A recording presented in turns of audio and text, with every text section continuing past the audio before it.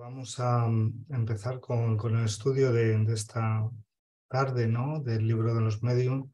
Vamos a continuar con el capítulo 7 en el que nos encontramos y nos vamos a adentrar en el estudio de la transfiguración, que son los ítems 122 a 124, y continuaremos con la reflexión y el análisis de otros fenómenos similares, que son la invisibilidad y el conocido como el de los agéneres. Nos ocuparemos aquí de estos tres conceptos, ¿no? que bueno, tienen un componente técnico importante y de forma relevante, por lo que para ir fijando ideas vamos a proceder a la lectura de los ítems 122 a 125 del libro de los Mediums, que nos vaya a situar en este fenómeno de transfiguración.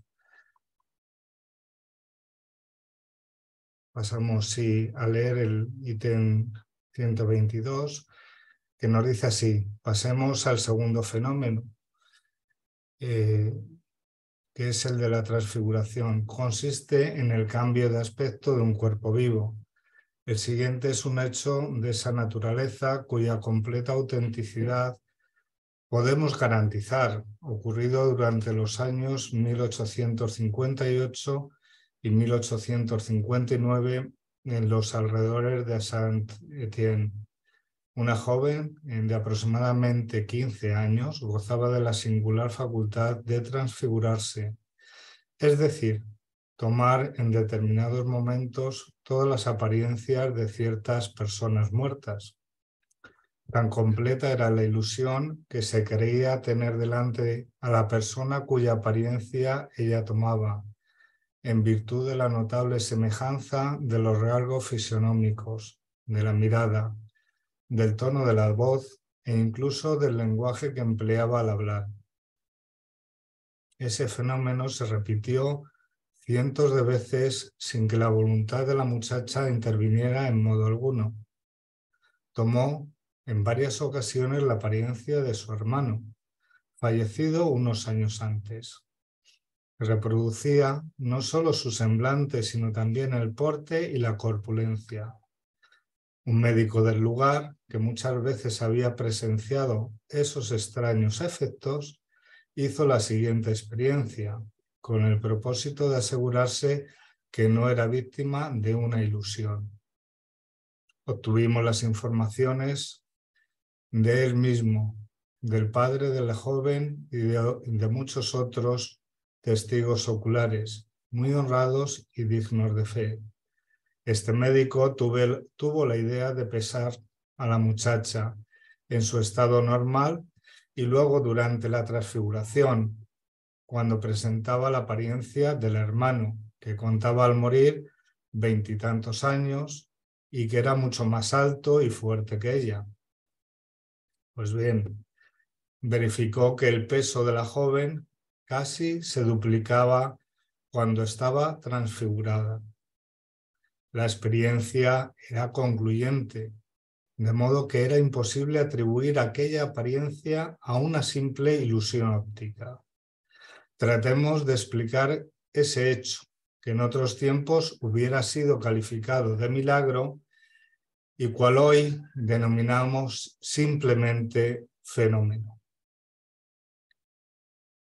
En algunos casos, la transfiguración puede tener origen en una simple contracción muscular, capaz de dar a la fisonomía una expresión muy diferente de la habitual, a tal punto que la persona llega a ser casi irreconocible.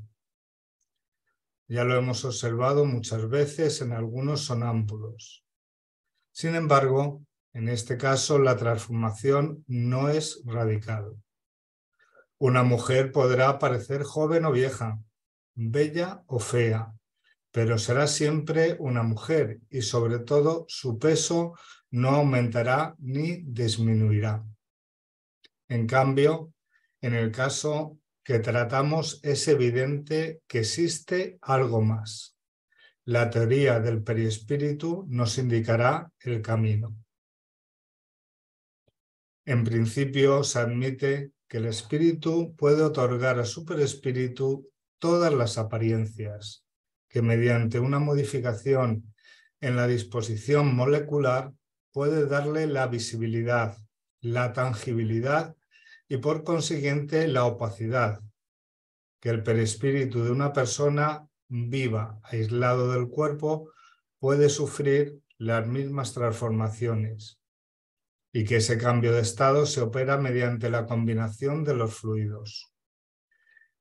Imaginemos ahora el perispíritu de una persona viva no aislado, sino irradiándose alrededor del cuerpo, de modo tal que lo envuelve como en una especie de vapor. En ese estado, el perispíritu puede sufrir las mismas modificaciones que sufriría en caso de que estuviera separado del cuerpo. Si pierde su transparencia, el cuerpo puede desaparecer, volverse invisible y quedar velado como si estuviera sumergido en la bruma. Puede incluso cambiar de aspecto, volverse brillante, si esa es la voluntad o poder del espíritu. Otro espíritu, combinando su propio fluido con el del primero, podrá sustituirlo con la apariencia que le es propia, de modo tal que el cuerpo real desaparezca bajo una envoltura fluídica exterior cuya apariencia variará según la voluntad del espíritu. Esa parece ser la verdadera causa del extraño y raro, debemos decirlo, fenómeno de la transfiguración. En cuanto a la diferencia de peso, esta se explica de la misma manera que en el caso de los cuerpos inertes. El peso intrínseco del cuerpo no ha variado, porque la cantidad de materia no aumentó. El cuerpo sufre la influencia de un agente exterior, que puede aumentar o disminuir su peso relativo, conforme lo explicamos en el apartado 78 y siguientes. Es probable, por lo tanto, que si la transfiguración hubiera tomado el aspecto de un niño, el peso habría disminuido proporcionalmente.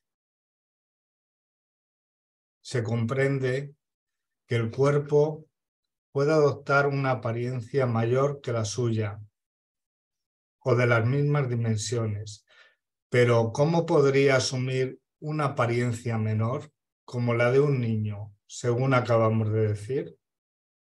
En ese caso, el cuerpo real no debería superar los límites del cuerpo aparente.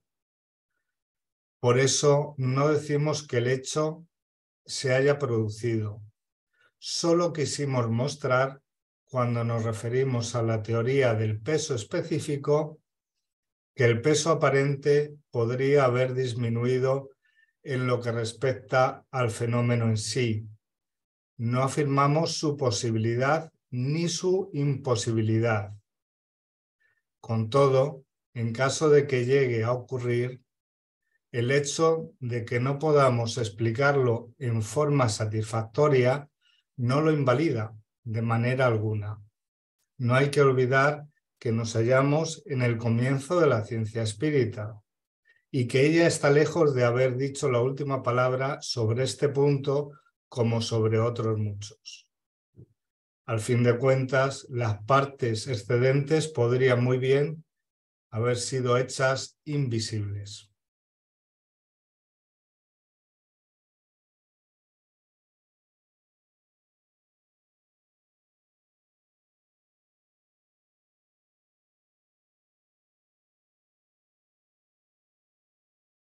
La teoría del fenómeno de la invisibilidad surge naturalmente de las explicaciones precedentes y de las que hemos presentado en relación con el fenómeno de aportes en el apartado 96 y siguientes.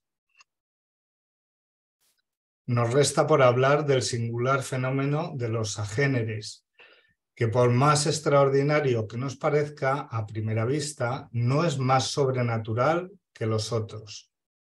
Sin embargo, como ya lo hemos explicado en la Revista Espírita, febrero 1859, nos parece inútil repetir aquí los detalles. Diremos tan solo que se trata de una variedad de la aparición tangible. Es el estado en que ciertos espíritus pueden revestir momentáneamente las formas de una persona viva, a tal punto que causan una ilusión completa. Deriva el término del griego a, que significa privativo, y geine, y geinomai, que significa engendrar. Es decir, que no ha sido engendrado.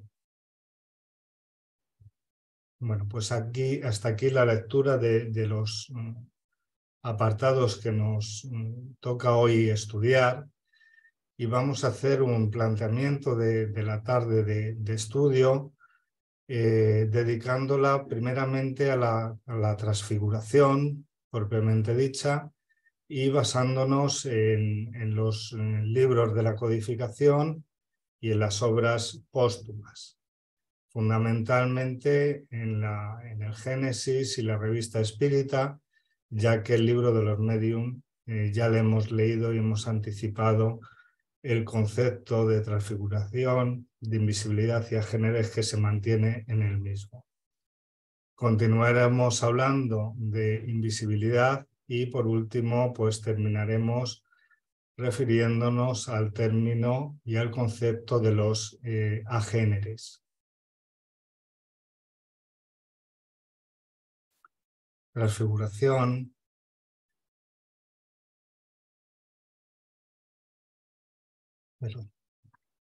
Vamos a partir para estudiar este término, este concepto, de la definición de la RAE.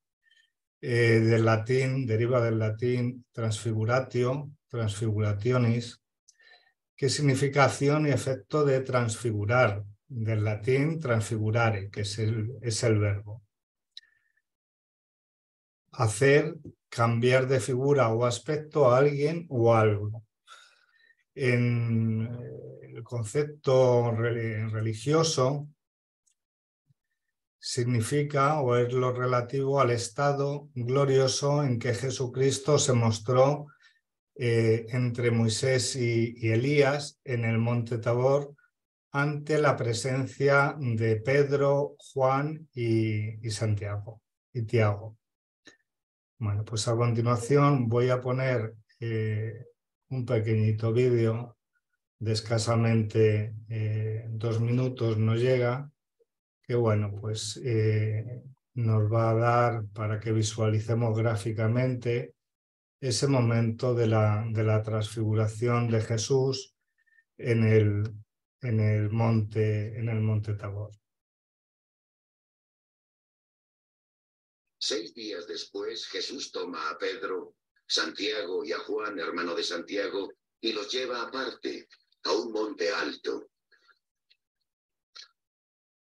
Y se transfiguró delante de ellos.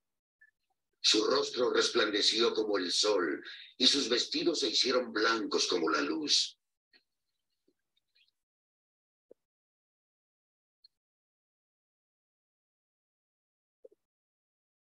Y he aquí que se le aparecieron Moisés y Elías, que conversaban con él. Pedro dijo a Jesús: Señor, bueno es estar aquí. Si quieres, levantaré 3 tiendas, una para ti, una para Moisés y una para Elías. Todavía estaba hablando cuando una nube luminosa los cubrió. De la nube salía una voz que decía: Este es mi hijo, a quien amo, en quien me complazco. Escuchadle.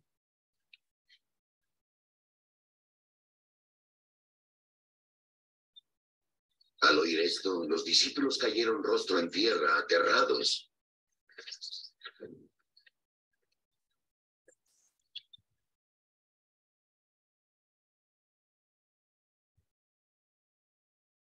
Acercándose Jesús los tocó.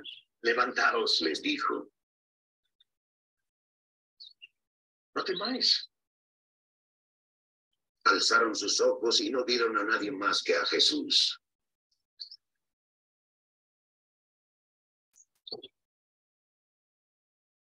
Y cuando bajaban del monte, Jesús les ordenó: no contéis a nadie de esta visión, hasta que el Hijo del Hombre resucite de entre los muertos.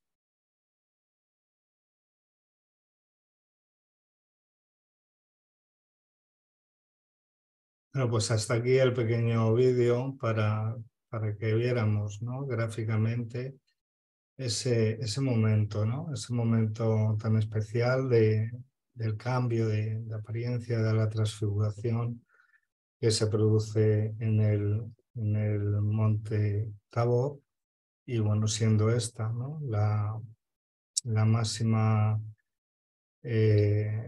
máximo escenario en que podemos visualizar este fenómeno de la transfiguración, refiriéndonos a Jesús, a Elías también, allí en el monte Tabor, donde se produce junto con Moisés, ¿no?, y ante la presencia de los tres, de Tiago, de Juan y de Pedro. Bueno, vamos a hacer un pequeño análisis histórico evangélico de la transfiguración de Jesús, y podemos establecer para esto, a estos efectos, las siguientes consideraciones. Según la tradición, ocurrió 40 días antes de la muerte de Jesús. Las referencias a la transfiguración de Jesús se verifican y se realizan por Pedro en 1, 16, 18, y luego por los evangelistas Lucas, Mateo y Marcos. Marcos 9, 2, 8, Lucas 9, 28, 36 y Mateo 17, 1, 9. Las referencias a estos dos últimos, a Mateo y a Marcos, suministraron una información adicional a Lucas y a Pedro, cuál fue el anuncio de la resurrección de Jesucristo. En los evangelios sinópticos que narran y describen las enseñanzas de Jesús, estos son los que están puestos en pantalla, ¿no?, los que son coincidentes. Los de Lucas, Marcos y Mateos se mantiene de una forma coincidente, como hemos dicho, que la transfiguración se produce, tiene lugar una semana después de que Pedro confesara el carácter mesiánico de Jesús, eligiendo a los tres discípulos más allegados a Jesús, más íntimos: Pedro, Santiago, Tiago y Juan, para llevarlos al monte donde aconteció la transfiguración. Una transfiguración completa. En este caso no es solamente un cambio de aspecto. Pedro, Santiago y Juan son denominados incluso por Pablo como columnas de la comunidad, porque están presentes en los más relevantes acontecimientos narrados en el Evangelio, como poderosos médiums de efectos físicos y también poseedores de grandes facultades y energías magnéticas. Tal fue la realidad del hecho de la aparición de Elías y Moisés, que Pedro, como hemos visto, pues propone a Jesús hacer 3 cobertizos, hacer 3 tiendas, uno para cada uno, porque realmente Pedro estaba viendo a los 3, no solo a José, sino también a Moisés y a Elías. Fue en ese momento cuando Pedro proponía el montaje de las 3 tiendas, ¿no?, de las 3 cabañas, cuando se escuchó esa voz que venía del alto, que venía de la nube, diciendo que Jesús era el Hijo de Dios y que le escucharan, que le siguieran. En cuanto al monte donde ocurrió la transfiguración, algunos historiadores mantienen que fue en el monte Hermón y otros en el Tabor. También conocido este último monte como el monte Sión. El primero más alto, mucho más alto, de 2.800 metros, y el segundo de apenas 600 en la planicie de Jezreel. Pues bien, poco nos importa, ¿no? Y poco nos tiene que importar el monte donde se produjo la transfiguración de Jesús, y sí las enseñanzas que nos pueden derivar de esta transformación, de esta transfiguración. Así con Emmanuel, por la mediunidad de Chico, y en el libro El Consolador, se indica en la cuestión 310 lo siguiente. Esta pregunta dice: ¿la transfiguración del Señor es también un símbolo para la humanidad? Y se contesta: todas las expresiones del Evangelio poseen una significación divina, y en el Tabor contemplamos la gran lección de que el hombre debe vivir su existencia en el mundo sabiendo que pertenece al cielo, por su origen sagrado, siendo indispensable de este modo que se desmaterialice en todo momento, para que se desenvuelva en amor y sabiduría, en la sagrada exteriorización de la virtud celeste, cuyos gérmenes le dormitan en el corazón. Bueno, vamos a tratar ahora a definir y intentar comprender el alcance del término transfiguración, sobre todo a la luz de las obras de la codificación y las obras póstumas de Kardec. En el libro de los Medium, ya lo hemos leído, son las cuestiones 122 y 123 narradas en el capítulo 7 de este libro. Ahora solamente vamos a mencionar 3 consideraciones relevantes sobre el libro, sobre el concepto de transfiguración en el libro de los Medium, porque el resto las desarrollaremos ya al referirnos a la Génesis y las obras póstumas. Estos 3 conceptos son los siguientes. El primero es que la transfiguración, su alcance, su sentido, es que consiste en el cambio de aspecto de un cuerpo vivo. También nos refiere el libro de los Medium que el hecho puede tener por causa, en ciertos supuestos, una simple contracción o reacción muscular que da la fisonomía a una expresión completamente distinta o diferente.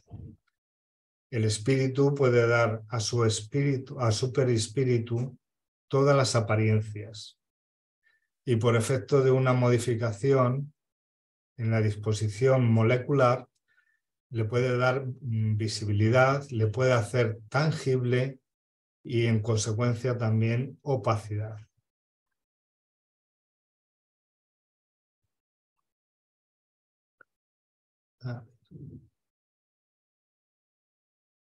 Nos vamos a referir ahora a la Génesis, donde las referencias a la transfiguración las encontramos fundamentalmente en el capítulo 15 y dentro del mismo en los ítems 39 a 43 y en el 44, siendo los aspectos más relevantes que se hacen referencia en el Génesis relativos a la transfiguración lo siguiente. Lo primero es que se afirma que el espíritu puede operar transformaciones a la configuración de su envoltura periespiritual, y como el periespíritu irradia a todo el cuerpo, puede producirse en la superficie del mismo un fenómeno similar al de las apariciones.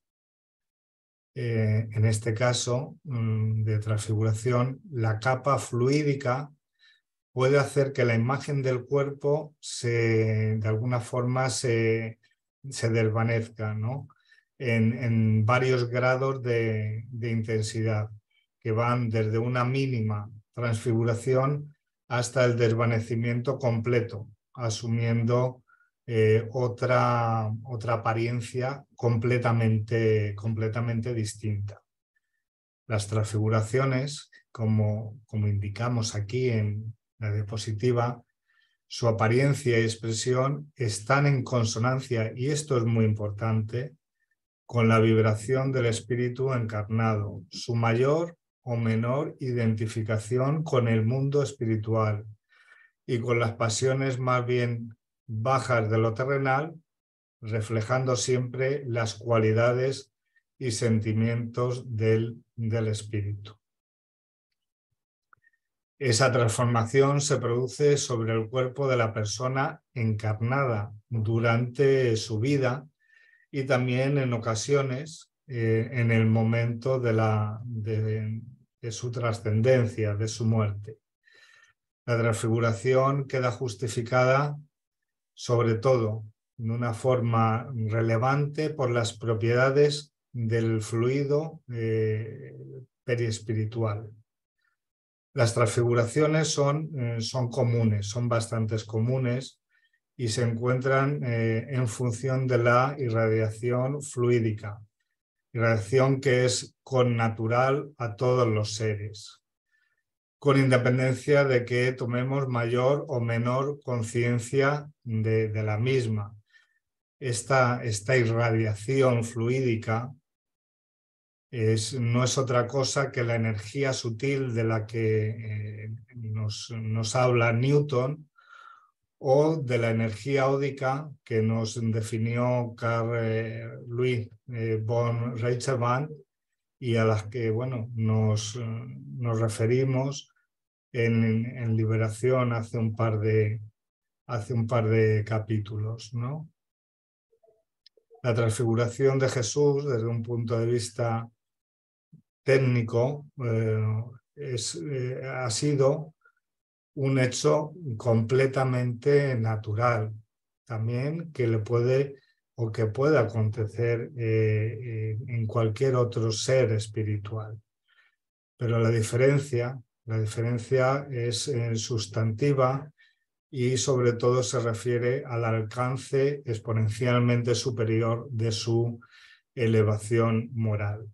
Eso es lo que determina la diferencia de la transfiguración de Jesús de la que puede tener otro ser, sobre todo la elevación que trasciende en la misma. Nos referimos ahora a las referencias que se hacen a la transfiguración en la obra de Kardec, Obras póstumas, ¿no? Fundamentalmente estas referencias tienen lugar en el capítulo 3, y dentro de él en los ítems 22 y 23. ¿Qué podemos extraer de estas referencias? Pues lo siguiente.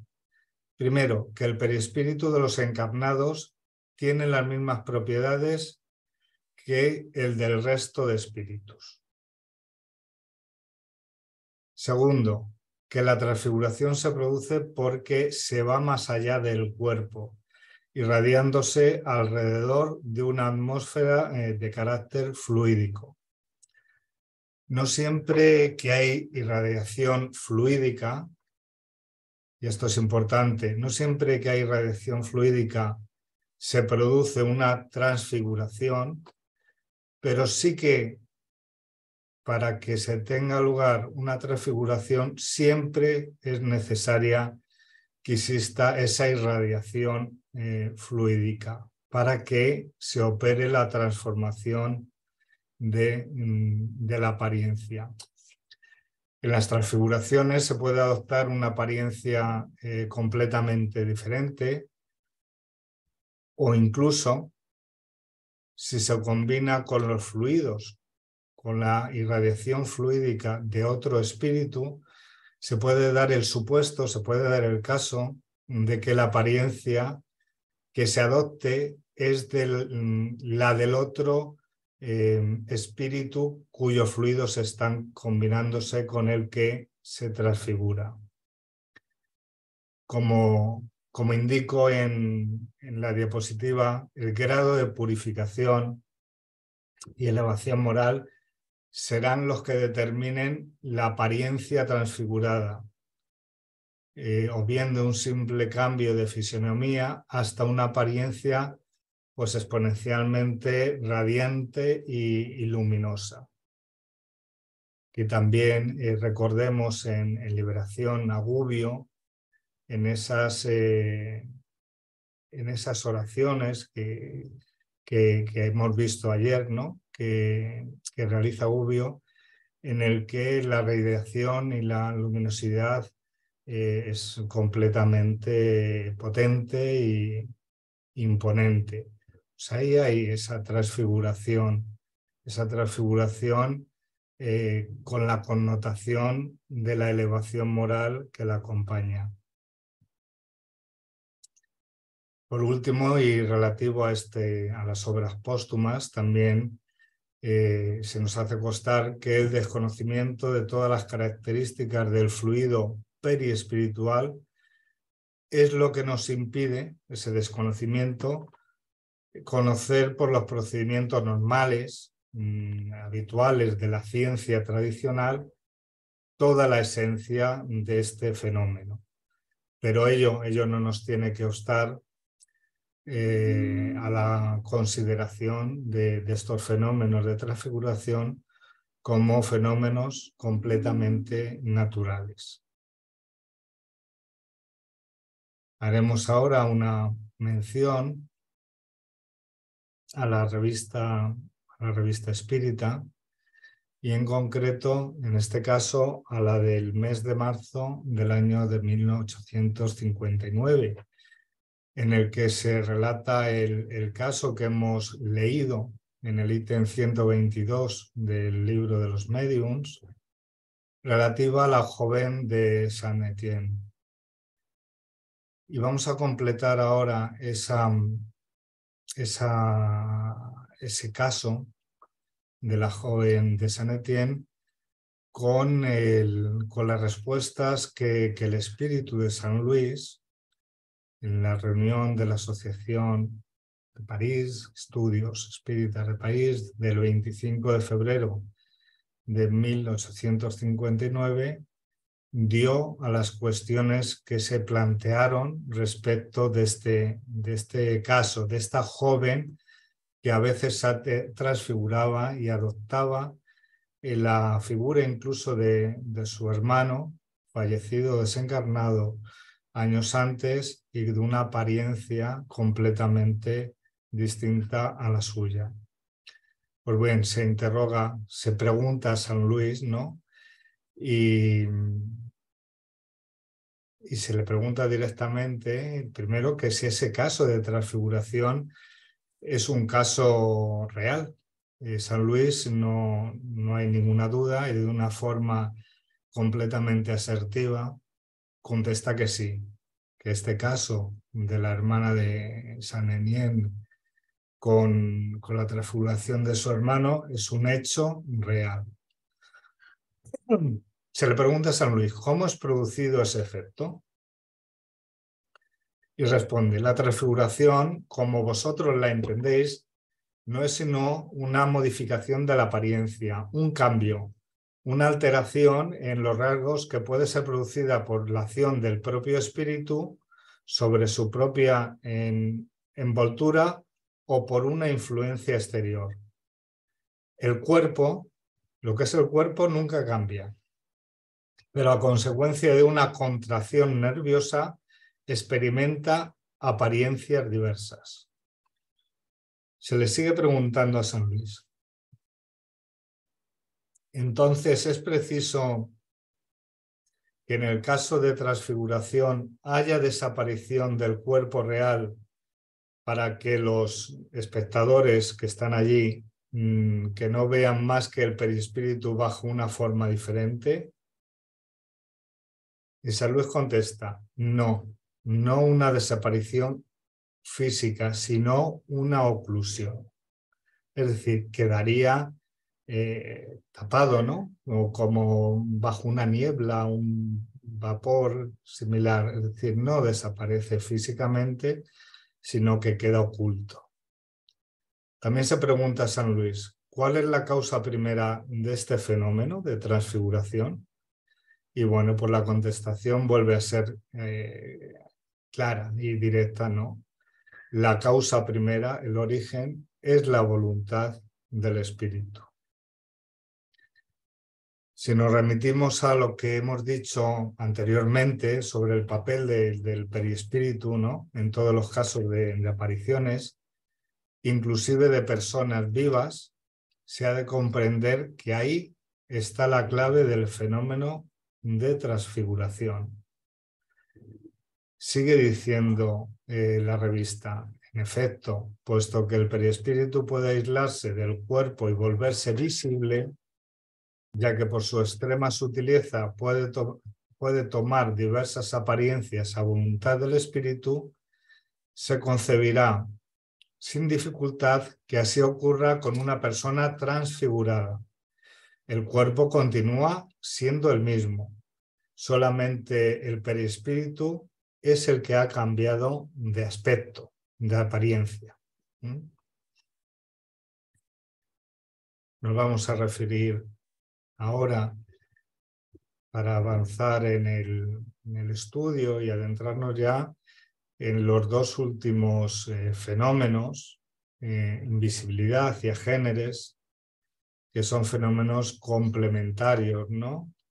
al anterior de la transfiguración, pueden ser incluso parte del mismo. En cuanto a la teoría de la invisibilidad, como bien hemos leído, ¿no? En el ítem 124 del libro de los medios, surge y se mantiene de una forma natural.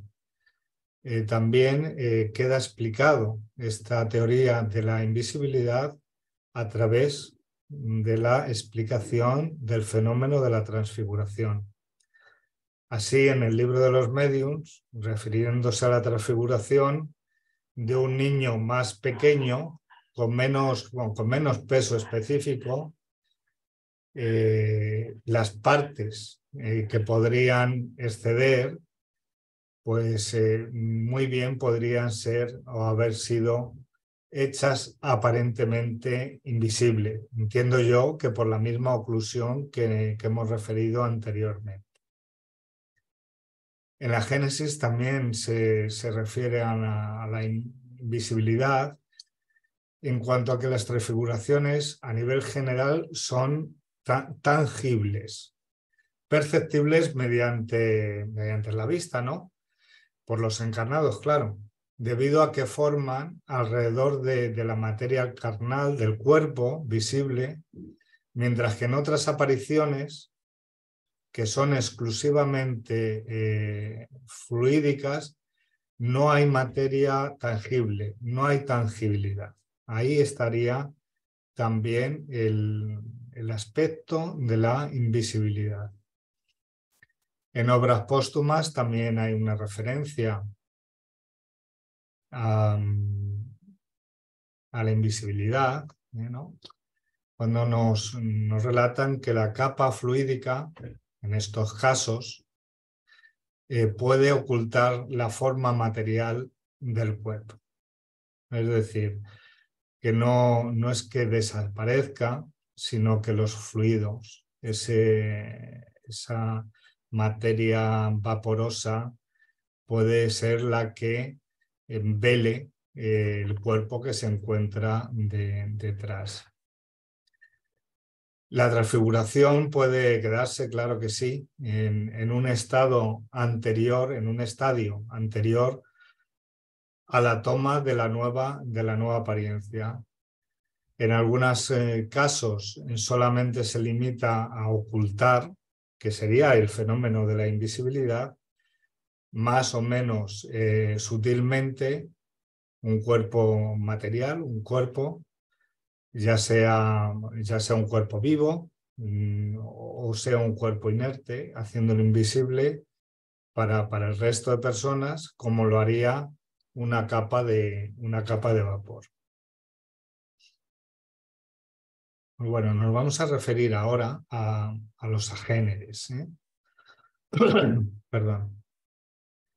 Los agéneres, lo que tenemos que tener en primer lugar claro es que nos encontramos ante un tipo de fenómeno de aparición tangible.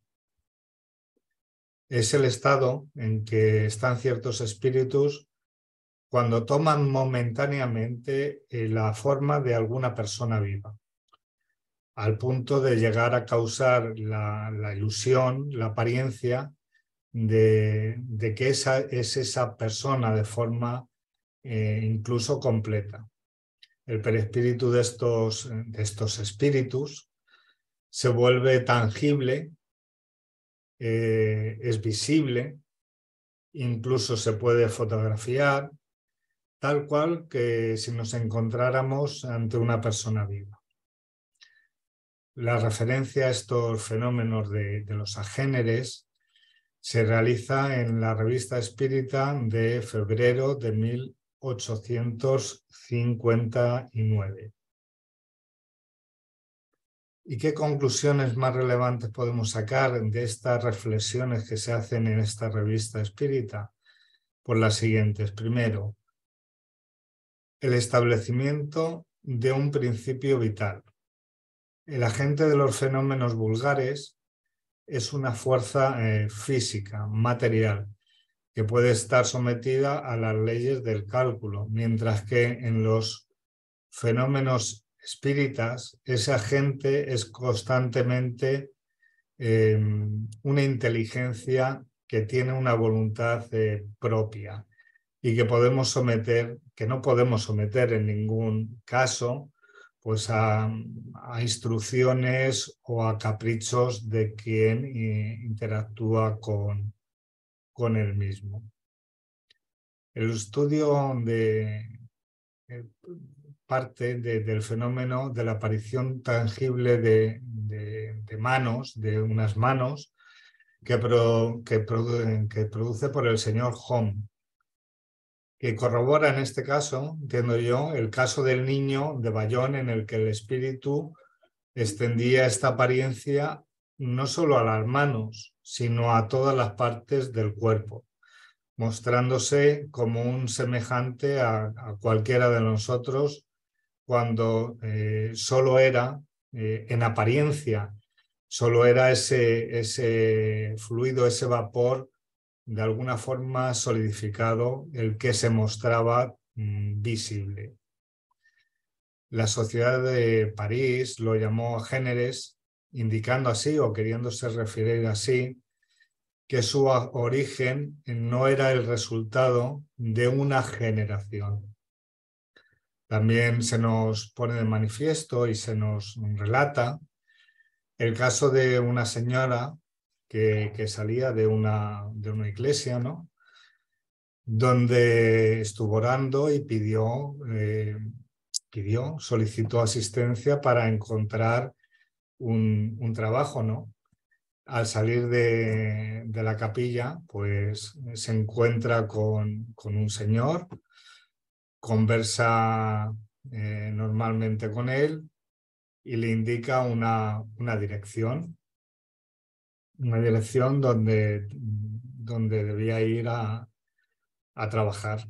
Pues bien, se persona allí esta señora que había estado orando, ¿no?, con esa petición de encontrar trabajo, va hasta la casa cuya dirección le facilitó el señor con el que habló cuando salió, Y bueno, pues personal allí se prueba, se comprueba y se constata que era el señor que había hablado con ella, era el hijo de la señora que la atendió en la casa cuando llegó. Y bueno, esta señora la puso de manifiesto de una forma meridiana que su hijo había fallecido 3 años antes de la fecha en la que se encontraban en aquel momento. En conclusión, la señora que salió de la capilla no habló con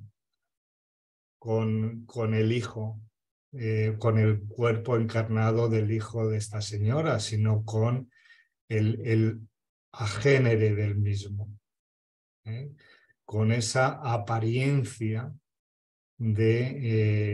con la que se mostró de forma visible para comunicarlo, en este caso, el lugar donde tendría que acudir para encontrar el trabajo que había solicitado. Pues bien, también al respecto, y en este caso, ¿no? El espíritu de San Luis es muy, muy esclarecedor y bueno, pues los interrogatorios que se le realizan en la Sociedad Parisina de Estudios, ¿no? Son importantes y son muy esclarecedores las respuestas que San Luis da para aclarar todos estos hechos, ¿no? Así se le pregunta al espíritu de San Luis que cuál es el objetivo que puede llevar a ciertos espíritus a tomar ese estado de apariencia corporal. Se pregunta que si es preferentemente para hacer un mal o para hacer un bien. Pues bien, nos contesta San Luis a la sociedad parisiense que a menudo es para hacer algo que no es bueno. Que los espíritus buenos más bien se valen de forma habitual de otros medios más sutiles, como pueden ser la inspiración, como es la intuición. Estos espíritus más elevados pues obran más sobre el espíritu propiamente dicho, sobre el alma, y son enfocados por el corazón. Nos sigue diciendo San Luis, vosotros, refiriendo a los miembros de la sociedad parisina, vosotros ya lo sabéis, las manifestaciones físicas son producidas por espíritus inferiores y estas son de este número, es decir, este tipo de apariciones agéneres que se aparecen de forma con apariencia corporal y que no obedecen a una generación, pues normalmente son de este tipo de manifestación inferior. Sin embargo, los espíritus buenos también, claro que sí, también pueden tomar esa apariencia corporal, aunque no se haya generado, pero siempre con un objetivo útil, un objetivo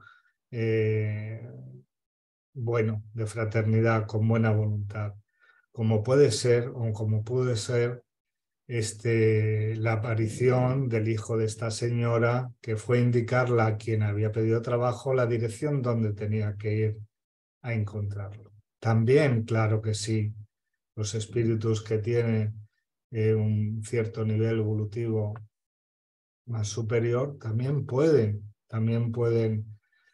contraerse, adaptarse y adoptar esta apariencia para llegar a ese objetivo de utilidad o de beneficio